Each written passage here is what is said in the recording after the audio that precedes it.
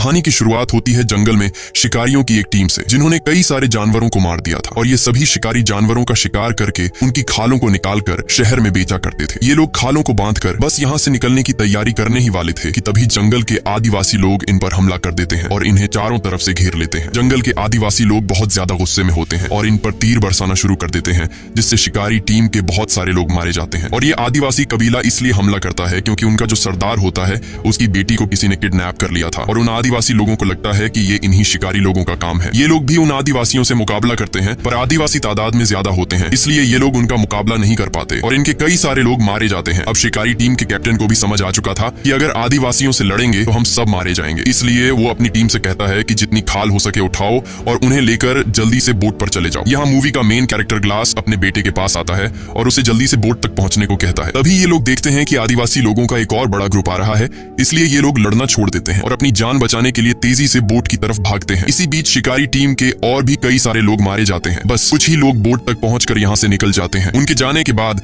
आदिवासी लोग शिकारियों से बची सारी खालों पर कब्जा कर लेते हैं और कबीले के सरदार को यहाँ अपनी बेटी नहीं मिलती। अब कबीले का सरदार अपने लोगों से कहता है कि यहाँ पर जितनी भी उन अमेरिकन शिकारियों से खालें बची हैं उन्हें उठा लो। इन खालों को हम फ्रेंच शिकारियों को दे देंगे, बदले में हम उनसे घोड़े और बंदूकें ले लेंगे और मेरी बेटी को तब तक ढूंढते रहेंगे जब तक वो मिल नहीं जाती। दूसरी तरफ ये अमेरिकन शिकारी लोग काफी दूर जाने के बाद भी डरे हुए होते हैं और बंदूक तानकर तैयार रहते हैं, क्योंकि उन्हें भी पता था कि वह आदिवासी लोग इनका इतनी आसानी से पीछा नहीं छोड़ेंगे और वो कभी भी इनके ऊपर हमला कर सकते हैं। अब यहाँ पर इन लोगों को समझ नहीं आ रहा होता कि हमें किस तरफ जाना चाहिए। तब कैप्टन ग्लास से पूछता है कि हमें क्या करना चाहिए। ग्लास कहता है कि हमें इस बोट को छोड़ के जमीन के रास्ते चलना चाहिए, क्योंकि वो आदिवासी लोग नदी को फॉलो करते हुए जल्दी हमारे तक पहुंच जाएंगे, इसीलिए जमीन ही हम सबके लिए सबसे सेफ रास्ता है। लेकिन ग्लास की इस बात से इनके ग्रुप का एक आदमी जिसका नाम गायराल्ड है, उसे ग्लास का ये फैसला ठीक नहीं लगता। वो कहता है कि अगर हम जमीन से जाएंगे तो वो लोग हमें जल्दी मार देंगे, क्योंकि जमीन का रास्ता बहुत लंबा है और हमें घर पहुंचने में कई हफ्ते लग जाएंगे। लेकिन टीम का कैप्टन गायराल्ड से कहता है कि ग्लास इस जगह को हमसे बेहतर जानता है, इसलिए हमें उसकी बात मान लेनी चाहिए और ये लोग तय करते हैं कि अब हम जमीन के रास्ते जाएंगे। अब यहाँ गायराल्ड भी कैप्टन की बात मान लेता है,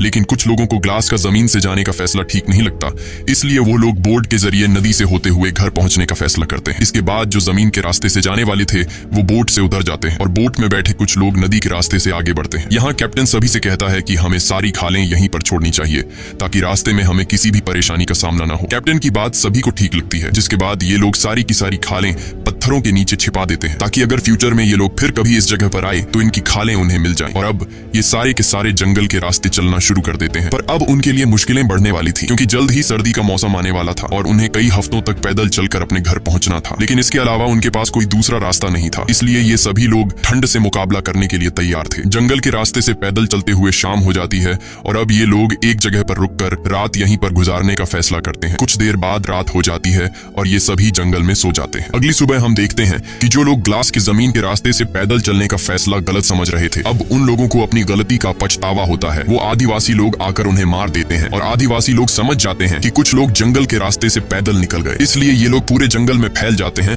उन बचे हुए अमेरिकन शिकारियों को ढूंढने। एक आदिवासी को जमीन पर चलने वाले अमेरिकन शिकारियों के पैरों के निशान भी मिल जाते हैं। वह आकर अपने कबीले के सरदार को बताता है। कबीले के सरदार को लगता है कि मेरी बेटी उन्हीं के पास है और अब ये आदिवासी लोग पैरों के निशान को फॉलो करते हुए उनके पीछे जाते हैं। इधर ये लोग लगातार कई घंटों से पैदल जंगल के रास्ते से आगे बढ़ते हैं और ये लोग काफी ज्यादा थक जाते हैं, इसलिए ये लोग कुछ देर आराम करने के लिए यहीं पर डेरा जमा देते हैं और सभी आराम करने लगते हैं। सभी लोगों को भूख लगी हुई थी पर खाने के लिए कुछ भी नहीं था, इसलिए ग्लास शिकार ढूंढने जंगल में अकेला निकल पड़ता है। कुछ दूर आने के बाद उसे महसूस होता है कि आसपास कोई है, इसलिए ग्लास बंदूक उठाकर रेडी हो जाता है और तभी उसे सामने भालू के दो छोटे बच्चे दिखाई देते हैं। इससे पहले कि ग्लास वहां से निकल पाता तभी एक बड़ा भालू उस पर हमला कर देता है, जिससे ग्लास के हाथ से बंदूक गिर जाती है। वो भालू ग्लास को उठाकर पटकता है और ग्लास को बुरी तरह से जख्मी कर देता है। अब ग्लास कुछ भी नहीं कर सकता था, इसलिए वो आराम से जमीन पर लेट जाता है। ग्लास जब शांत होता है तो भालू भी वहां से जाने लगता है, लेकिन ग्लास शिकार पाने के लिए किसी तरह करके अपने गन के पास पहुंचता है। तभी वो भालू दोबारा से ग्लास पर हमला करने के लिए आता है। ग्लास जल्दी से बंदूक से उसे गोली मारता है, पर वह गोली भालू के सर में लगने के बजाय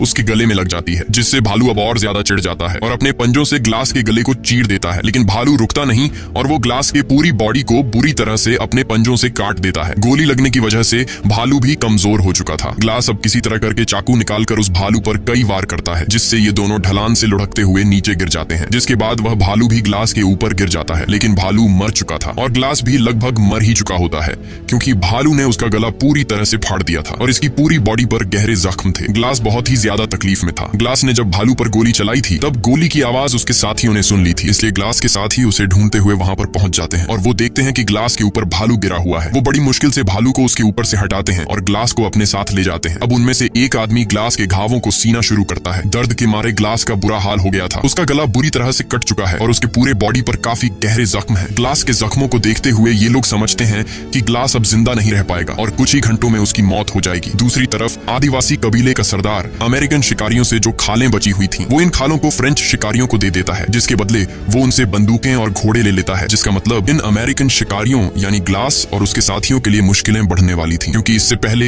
ये आदिवासी तीर कमान से हमला किया करते थे, लेकिन अब आदिवासियों के पास घोड़े और बंदूकें भी आ गई थी। अब ग्लास बुरी तरह से जख्मी होने की वजह से चल नहीं सकता था, इसलिए ये लोग ग्लास के लिए लकड़ी का एक स्ट्रेचर बनाते हैं। वो ग्लास को उसके ऊपर रखते हैं और आगे बढ़ना शुरू करते हैं। इस तरह से ये लोग बारी बारी से ग्लास को उठाते हैं। ये लोग ग्लास को काफी दूर तक ले आते हैं, पर आगे का रास्ता बहुत ही मुश्किल था, क्योंकि आगे एक ऊंचा पहाड़ था जहां से इन लोगों को गुजरना था। ये पहाड़ी रास्ता इतना खराब था कि वहां से अकेला आदमी भी ठीक से नहीं चढ़ पाता था, इसलिए ग्लास को यहाँ से चढ़ाना नामुमकिन था। ये लोग फिर भी कोशिश करते हैं, पर ये लोग ग्लास को नहीं चढ़ा पाते। तभी उनका जो कैप्टन होता है वो अपने एक आदमी को बोलता है कि ग्लास के मुंह पर कपड़ा रखो। दरअसल वो ग्लास को गोली मारने वाला होता है, क्योंकि उसको लगता है कि ग्लास तकलीफ से गुजर रहा है और वैसे भी ग्लास अब बच नहीं सकता। ग्लास दर्द से तड़प रहा होता है और उसको यहाँ से घर ले जाना लगभग नामुमकिन है। कैप्टन ग्लास को मारने ही वाला होता है कि तभी ग्लास का बेटा सामने आकर बोलता है कि ऐसा मत करो। कैप्टन को उस पर तरस आ जाता है और वो ग्लास को गोली नहीं मार पाता, क्योंकि ग्लास की वजह से ये सभी जिंदा बचे होते हैं। कैप्टन वहां पर मौजूद सभी लोगों से कहता है कि जो भी 2 लोग ग्लास के मरने तक उसके पास रुकेंगे उसे गांव वापस आते ही $70 दिए जाएंगे। कैप्टन कहता है कि ग्लास ने हम सबकी मदद की है और कैप्टन चाहता था कि ग्लास को नेचुरल डेथ मिले और जब ग्लास मर जाए तो उसका अंतिम संस्कार करके वो 2 लोग भी वापस आ जाएं। अब ग्लास का बेटा फौरन बोलता है कि मैं रुकूंगा, और वहां पर एक लड़का और होता है जिसका नाम फ्रेजर है। वो कहता है कि मैं रुकूंगा चाहे $70 मिले या ना मिले। अब ग्लास का बेटा हॉक और फ्रेजर दोनों उम्र में छोटे थे, इसलिए कैप्टन कहता है कि एक और आदमी भी इनके पास रहना चाहिए। यहाँ गेराल्ड सामने आकर बोलता है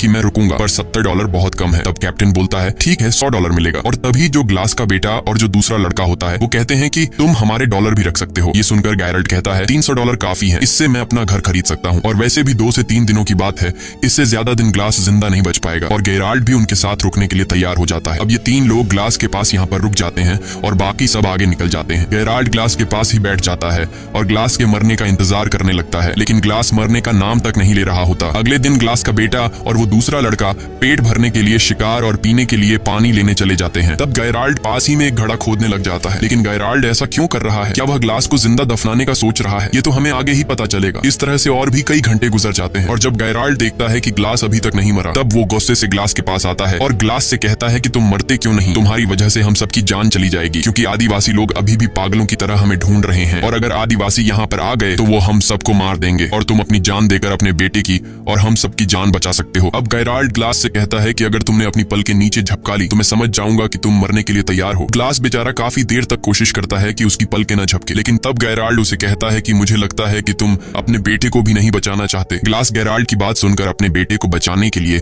अपनी पल के नीचे झपका देता है। ये देखकर गेराल्ड ने उसके मुंह में कपड़ा घुसाकर उसकी सांस रोक दी और ग्लास अब तड़प कर मर रहा होता है। तभी ग्लास का बेटा आकर गेराल्ड को बंदूक से पीछे धकेल देता है। ग्लास का बेटा गेराल्ड पर बंदूक तान देता है और उसे मारने की धमकी देता है। गेराल्ड उसे समझाने की कोशिश करता है कि मैं ऐसा क्यों कर रहा था, लेकिन ग्लास का बेटा उसकी कोई बात नहीं सुनता और चिल्लाने लग जाता है, जिसके बाद गेराल्ड ग्लास के सामने ही उसके बेटे को पेट में चाकू मारकर मार डालता है। ग्लास का गला पूरी तरह से कटा होता है, इसलिए वो चिल्ला भी नहीं पाता। वो सिर्फ अपने बेटे को मरता हुआ देखता है और गेराल्ड उसके बेटे को उठाकर दूर एक जगह में छिपा देता है, ताकि जब वह तीसरा लड़का वहां पर आए तो वह इसे ना देख पाए। कुछ देर बाद जब वह लड़का वहां पर आता है, वो गेराल्ड से पूछता है कि हॉक कहाँ है। तब गेराल्ड उसे बताता है कि वो आसपास ही होगा, थोड़ी देर में आ जाएगा। ग्लास बेचारा उस लड़के जिसका नाम ब्रीजर है उसे बताने की कोशिश करता है कि गेराल्ड ने मेरे बेटे को मारा है, पर वो बता नहीं पाता क्योंकि उसके मुंह से आवाज नहीं निकल सकती। अब रात होती है, गेराल्ड और ब्रीजर सो जाते हैं। अगली सुबह गेराल्ड ब्रीजर को जगाकर उससे झूठ बोलता है कि मैंने यहाँ से कुछ ही दूरी पर 20 आदिवासी कबीले के लोगों को हमारी तरफ तेजी से आते हुए देखा। अगर वो यहाँ तक पहुंचे तो हमारे टुकड़े टुकड़े कर देंगे। ये सुनकर ब्रीजर डर जाता है और बोलता है कि अगर हम चले गए तो ग्लास और उसके बेटे हॉक का क्या होगा? जिस पर गेराल्ड कहता है कि अगर हॉक जिंदा होगा तो हमें ढूंढ लेगा। फिर वो लड़का कहता है कि ग्लास अभी जिंदा है और हमने कैप्टन से वादा किया था कि ग्लास के मरने के बाद हम उसका अंतिम संस्कार पूरे रीति रिवाज से करके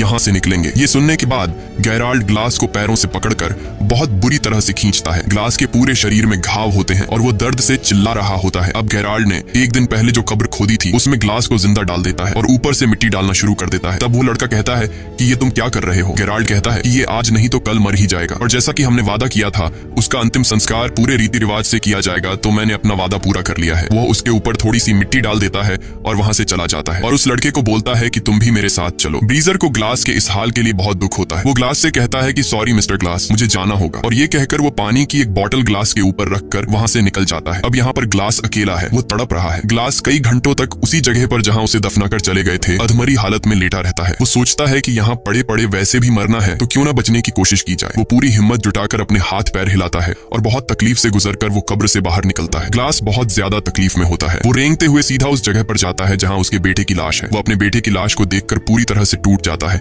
और बदले की आग में जलने लगता है। उसके बाद वो अपने बेटे की लाश के ऊपर सिर रखकर सो जाता है। दूसरी तरफ सुबह होने पर गैरल्ड ब्रीजर को उठाकर कहता है कि जल्दी उठो, हमें यहाँ से निकलना होगा। आदिवासी कबीले के 12 लोग हमारे पीछे आ रहे हैं। ये सुनकर ब्रीजर गैरल्ड से कहता है कि तुमने तो कहा था हमारे पीछे 20 लोग लगे हैं। वो समझ जाता है कि गैराल्ड ने उससे झूठ कहा था, इसलिए वो गैराल्ड पर बंदूक तान लेता है। तब गैराल्ड ब्रीजर से कहता है कि तुम्हें तो मेरा शुक्रिया अदा करना चाहिए, मैंने तुम्हारी जान बचाई और तुम्हें डराना जरूरी था, क्योंकि एक अधमरे इंसान के साथ हम अपनी जान खतरे में नहीं डाल सकते थे। वैसे भी ग्लास मरने वाला था और अगर तुम जिंदा रहना चाहते हो तो मैं जैसा कहता हूँ वैसा करो, वरना तुम अकेले ग्लास के पास वापस जा सकते हो। ये सुनकर डर के मारे ब्रीजर गैराल्ड की बात मान लेता है और उसके साथ आगे बढ़ने लगता है। दूसरी तरफ ग्लास उसी जगह पर होता है और अब ग्लास को भूख लगती है। वो रेंगता हुआ एक जगह पर जाता है जहाँ किसी जानवर का स्कल पड़ा होता है। वो उसमें से एक हड्डी तोड़ता है और जो सूखा हुआ मांस होता है उसे खाता है। फिर वो रेंगता हुआ एक पहाड़ी के छोर तक जाता है जहां वो देखता है कि नीचे एक नदी है। ग्लास को अब प्यास भी लगी थी। वो बड़ी मुश्किल से उसी तरह रेंगता हुआ उस नदी के किनारे पहुंच जाता है और पानी पीने लगता है। लेकिन जब वो पानी पीता है तो पानी उसकी गर्दन से बाहर निकल जाता है क्योंकि उसकी गर्दन कटी हुई थी। अब ग्लास को सबसे पहले अपने घावों का इलाज करना था। उसके पास थोड़ा बारूद बचा होता है। वो सूखी घास इकट्ठा कर आग जला लेता है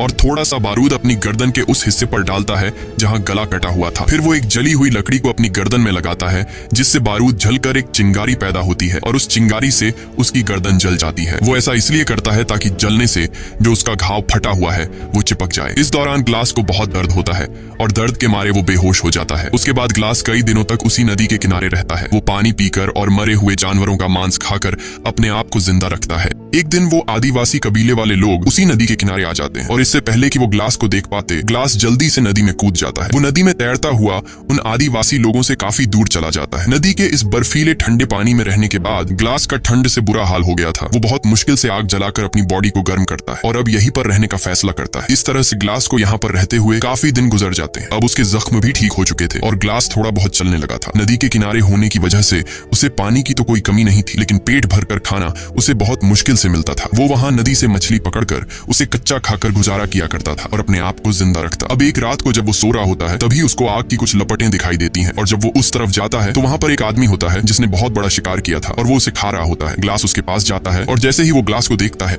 वो अपना तीर और कमान उस पर तान देता है। ग्लास इशारों से बताता है कि मैं तुम्हारे लिए कोई खतरा नहीं हूँ, मुझे बस खाना चाहिए। वो आदमी समझ जाता है और ग्लास को खाने के लिए शिकार का एक टुकड़ा देता है और दोनों पूरी रात वहीं सो जाते हैं। सुबह उठकर वो आदमी जब ग्लास के जख्मों को देखता है तो वो ग्लास से पूछता है कि ये तुम्हें क्या हुआ है। तब ग्लास उसे बताता है कि मैं अपनी टीम के साथ शिकार पर था और मेरी ये हालत एक जंगली भालू ने की है, जिसके बाद मेरे साथियों ने मुझे मरने के लिए जंगल में ही छोड़ दिया और उन्होंने मेरे बेटे को भी मार दिया। ये सुनकर उस आदमी को ग्लास के लिए बहुत दुख होता है और ये जो आदमी है वो कहता है कि मेरे पूरे परिवार को भी फ्रेंच शिकारियों ने मार डाला। ये कहते हुए वो आदमी बहुत ज्यादा इमोशनल हो जाता है और वो कहता है कि वो उन फ्रेंच लोगों से बदला नहीं लेना चाहता क्योंकि बदला लेना ऊपर वाले के हाथ में है। वह आदमी ग्लास के जख्मों को देखते हुए कहता है कि तुम मेरे साथ ट्रैवल कर सकते हो और इसके बाद वो दोनों एक घोड़े पर आगे का सफर तय करते हैं। दूसरी तरफ गायराल्ड और ब्रीजर अपने गांव के काफी करीब पहुंच जाते हैं, लेकिन गांव में एंटर होने से पहले गायराल्ड ब्रीजर से कहता है कि हमने जो भी किया उसके बारे में किसी को भी पता नहीं चलना चाहिए। वो ब्रीजर से कहता है कि अगर उन्हें सच पता चला तो कैप्टन हमें सूली पर चढ़ा देगा। मजबूरी में ब्रीजर उसकी बात मान जाता है। अब गायराल्ड और वो लड़का कैप्टन के पास जाते हैं और गायराल्ड कैप्टन को बताता है कि ग्लास के आखिरी सांसों तक हम उसके साथ रहे, हमने उसे अच्छी तरह से अंतिम संस्कार के साथ दफनाया और ग्लास का बेटा आदिवासी लोगों के हाथ लग गया और हम अपनी जान छुड़ाकर वहां से भाग आए। ये सुनकर कैप्टन अपने वादे के मुताबिक उन दोनों को $100 देता है, लेकिन वो लड़का पैसे लिए बिना वहां से चला जाता है। गेरल्ड उस लड़के के पैसे भी उठाकर बोलता है कि सफर में जो कुछ भी हुआ उससे ये लड़का सदमे में है, इसीलिए वो ऐसा कर रहा है और गेरल्ड भी वहां से बाहर निकल जाता है। दूसरी तरफ ग्लास बर्फ में उस आदमी के साथ आगे का सफर तय कर रहा होता है और तभी बर्फ का तूफान शुरू हो जाता है। ग्लास बीमार था और उसके जख्म सड़ रहे थे और इस वजह से वो बेहोश हो जाता है। इसके बाद वो आदमी ग्लास के लिए लकड़ी का एक छोटा सा झोपड़ा बनाता है और ग्लास के सारे कपड़े उतार कर उसे उसके अंदर रख देता है और उसे चारों तरफ से ढककर सामने आग जलाता है ताकि उसको गर्मी मिल सके। इस तरह से रात गुजर जाती है और अगली सुबह जब ग्लास उठता है तो वो चारों तरफ देखता है पर वो आदमी कहीं भी नहीं होता। और जब वो थोड़ा आगे जाता है तो देखता है कि किसी ने उस आदमी को फांसी लगाकर पेड़ से लटका दिया है। और वहीं कुछ दूरी पर ग्लास फ्रेंच शिकारियों को देखता है। ग्लास समझ जाता है कि इन्हीं लोगों ने उस आदमी को फांसी पर लटकाया है। अब ग्लास उनके घोड़ों तक पहुंचता है और वहां ग्लास देखता है कि एक फ्रेंच शिकारी एक लड़की के साथ रेप कर रहा है और ये लड़की कोई और नहीं बल्कि आदिवासी कबीले के सरदार की बेटी थी। असल में ये वही फ्रेंच शिकारी थे जिनसे आदिवासी कबीले के सरदार ने खालों के बदले घोड़े और बंदूकें ली थी और इन्हीं फ्रेंच शिकारियों ने कबीले के सरदार की बेटी को किडनैप किया था। लेकिन कबीले के सरदार को लग रहा था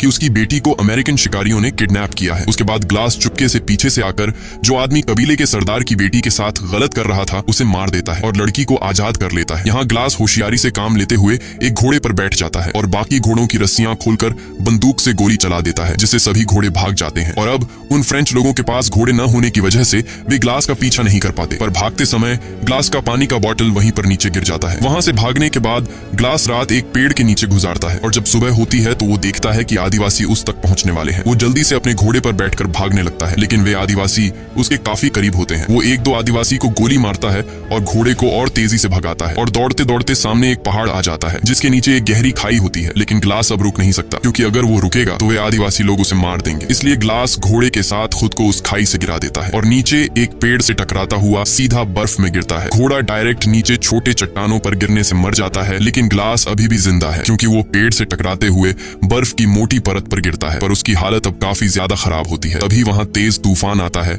और ठंड बहुत ज्यादा बढ़ जाती है। अब अगर ग्लास ने अपने लिए कोई गर्म जगह नहीं ढूंढी तो वो ठंड में जमकर मर जाएगा। अब ग्लास ठंड से बचने के लिए घोड़े के पेट को काटता है और उसके अंदर से सभी पार्ट्स बाहर निकालता है और रात को वहीं सो जाता है क्योंकि वो जानता है कि अगर वह बाहर रहा तो ठंड से मर जाएगा। वो किसी तरह पूरी रात उस घोड़े के पेट के अंदर गुजारता है। सुबह जब वो उठता है तो वो देखता है कि मौसम अब नॉर्मल हो चुका है और एक बार फिर से वो अपना सफर जारी रखता है। वहीं दूसरी तरफ हम देखते हैं कि जहां पर ग्लास को पहुंचना है वहां एक फ्रेंच शिकारी आता है और वह अमेरिकन शिकारियों से मदद मांगता है। ये लोग उसे अंदर ले आते हैं। कैप्टन उससे पूछता है कि आखिर तुम्हारे साथ क्या हुआ? तो वह आदमी बताता है कि एक आदमी आया था जिसने हमारे कैप्टन को मार दिया और फिर उसने हमारे सभी घोड़ों को आजाद कर दिया। असल में यह आदमी ग्लास की बात कर रहा था और जो आदमी कबीले के सरदार की बेटी के साथ गलत कर रहा था वह असल में उन फ्रेंच शिकारियों का कैप्टन था। वह आदमी बताता है कि घोड़ों के आजाद होने के बाद हमारी पूरी टीम बिखर गई। सर्दी के चलते हमारे कुछ लोग मर गए और कुछ को तो बेड़ियों ने मार दिया। सबूत के तौर पर यह आदमी इन लोगों को अपने साथियों का कुछ सामान दिखाता है और वह एक पानी की बोतल को दिखाते हुए कहता है कि जिस आदमी ने हमारे कैप्टन को मारा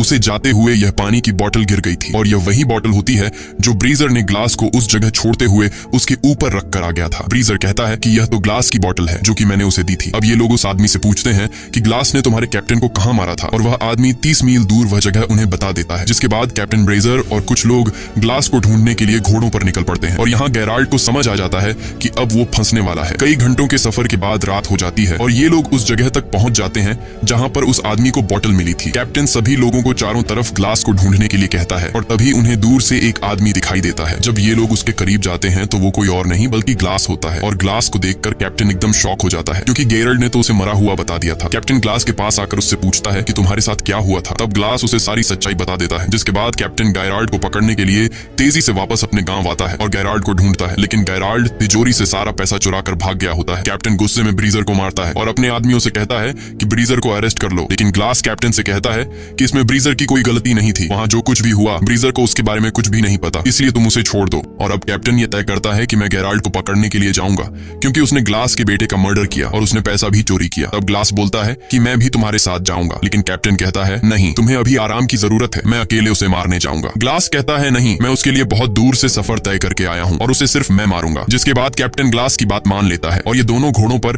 गेराल्ड को मारने निकल पड़ते हैं। ये दोनों गेराल्ड के घोड़े के पैरों के निशानों को फॉलो कर रहे होते हैं और काफी दूर तक जाने के बाद ये दोनों अपना अपना रास्ता बदल लेते हैं। कैप्टन ग्लास से कहता है कि तुम दाएं रास्ते से जाओ और मैं बाएं वाले रास्ते से जाऊंगा। अब ये दोनों एक दूसरे से अलग हो जाते हैं और जब कैप्टन गेराल्ड को ढूंढ रहा होता है तो गेराल्ड एक बड़े से पत्थर के पीछे से निकलता है और कैप्टन को गन पॉइंट पर लेकर कहता है कि कैप्टन तुम यहाँ पर क्या कर रहे हो। कैप्टन उसे कहता है कि तुम्हारे ऊपर खून का इल्जाम है इसलिए तुम मेरे साथ चलो, लेकिन गेराल्ड नहीं मानता। अब जैसे ही कैप्टन जेब से बंदूक निकालकर उसे मारने ही वाला होता है तभी गेराल्ड कैप्टन को शूट कर लेता है जिससे कैप्टन की मौत हो जाती है। गोली की आवाज सुनकर ग्लास उस तरफ आता है और ग्लास देखता है कि वहां पर कैप्टन की लाश पड़ी हुई है और गेराल्ड भाग चुका है। अब ग्लास समझदारी से काम लेते हुए लकड़ी की एक बड़ी टहनी तोड़ता है और उसे कैप्टन की पीठ पर लगा देता है ताकि उसकी पीठ सीधी हो जाए। जिसके बाद वह कैप्टन को घोड़े पर बिठा देता है और खुद पीछे वाले घोड़े पर लाश की तरह लेट जाता है, ताकि गायराल्ड को ये लगे कि आगे ग्लास है और पीछे जो लेटा हुआ है वो कैप्टन की डेड बॉडी है। और होता भी ऐसा ही है। इन घोड़ों को देखकर गायराल्ड को लगता है कि आगे जो है वो ग्लास है और पीछे जो लेटा हुआ है वो कैप्टन की लाश है। जिसके बाद वह आगे वाले आदमी पर गोली चला देता है और गोली लगते ही वह गिर जाता है। गायराल्ड खुश हो जाता है और उसे लगता है कि ग्लास भी अब मर चुका है। वह धीरे धीरे डेड बॉडी की तरफ आता है। जब वह डेड बॉडी तक पहुंचता है और बॉडी को पलटता है तो उसे पता चलता है कि ये ग्लास नहीं बल्कि कैप्टन है। अब इससे पहले कि गैरल्ड कुछ कर पाता, तभी ग्लास पीछे वाले घोड़े से उठकर गैरल्ड पर गोली चलाता है। ये गोली गैरल्ड के कंधे में लगती है और वह वहां से भागने लगता है। तब ग्लास भी उसका पीछा करता है और पीछा करते करते वह एक नदी के किनारे पहुंच जाता है, जहां पर इन दोनों के बीच एक बड़ी फाइट होती है। ये दोनों ही एक दूसरे को बुरी तरह से घायल कर देते हैं और तभी हम देखते हैं कि नदी के उस पार वो आदिवासी कबीले वाले आ जाते हैं जो इन लोगों को मारना चाहते हैं। और जब ग्लास गैरल्ड को मारने वाला होता है तभी उसे उस आदमी की याद आती है जिसने उसे खाने के लिए मांस दिया था और बाद में फ्रेंच लोगों ने उसे सूली पर चढ़ा दिया था। उसने एक बार ग्लास से कहा था कि जो इंसान किसी दूसरे इंसान के साथ बुरा करता है उससे बदला लेने के बजाय ऊपर वाले के सहारे पर छोड़ देना चाहिए। इसलिए ग्लास भी गैरल्ड को नदी में छोड़ देता है। नदी में बहते हुए गैराल्ड दूसरी तरफ पहुंच जाता है जहां वो आदिवासी उसे पकड़कर मार देते हैं और अब वे लोग नदी पार करके ग्लास की तरफ आते हैं, पर वे लोग ग्लास को कुछ नहीं कहते और ग्लास को वहां पर छोड़कर जाने लगते हैं। असल में कबीले के सरदार को उसकी बेटी मिल गई होती है और ये वही लड़की होती है जिसका रेप होते हुए एक बार ग्लास ने उसे फ्रेंच लोगों से बचाया था। ये लड़की अपने पिता को ग्लास के बारे में बताती है कि उसने मेरी जान बचाई थी और यही वजह होती है कि वे लोग ग्लास को वहां पर छोड़कर चले जाते हैं। इसी के साथ ये कहानी खत्म हो जाती है। अगर आपको वीडियो अच्छी लगी हो तो हमारे चैनल को सब्सक्राइब और वीडियो को लाइक जरूर